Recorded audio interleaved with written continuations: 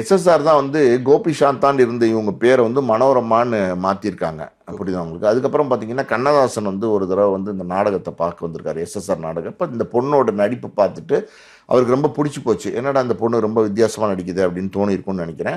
உடனே எஸ்எஸ்ஆர்ட்ட கேட்டுக்காரு, யார் இந்த பொண்ணுனா, ரொம்ப நல்லா நடிக்கும் மனோரமான்னு ஒரு பொண்ணு, நம்ம ட்ராமால நிறைய நடிச்சிட்டு இருக்குன்னு சொன்னோன்னே, கண்ணதாசன் என்ன பண்றாரு, மாலையிட்ட மங்கைன்னு ஒரு படம் எடுக்கிறாரு. அந்த படம் வந்து அவரே டைரக்ட் பண்றாரு. அந்த படத்துல தான் மனோரமாவை ஃபர்ஸ்ட் சினிமால அறிமுகப்படுத்துறாரு. சினிமால அறிமுகப்படுத்துறது. அந்த படத்துல வந்து சினிமால மனோரமா நடிக்கிறாங்க. அதுக்கப்புறம் தொடர்ந்து பல படங்கள் மனோரமாக்கு 1, 2 படங்கள் வந்துகிட்டே இருக்கு. நடுவில் ஒரு சின்ன பிரேக் இருக்கு. அவங்க வந்து கொஞ்சம் லைட்டா வெக்ஸ் ஆகி மறுபடியும் நாடகங்களே நடிக்க ஆரம்பிக்கிறாங்க.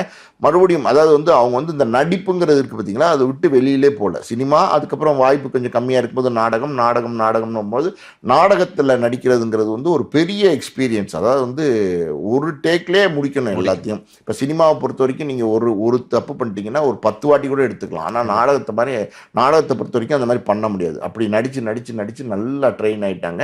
நிறைய படங்கள் நடிக்க ஆரம்பிக்கிறாங்க. பாருங்க, தில்லானா மோகனம்பெல்லாம் வந்துச்சு பார்த்தீங்களா, அந்த படங்கள்லாம் வரும்போது மனோரமாவை பற்றி அதாவது வந்து இண்டஸ்ட்ரியே பேச ஆரம்பிச்சிச்சு. இப்படி ஒரு நடிகை, யார் இந்த நடிகை அப்படிங்கிற மாதிரி பேச ஆரம்பிச்சிச்சு.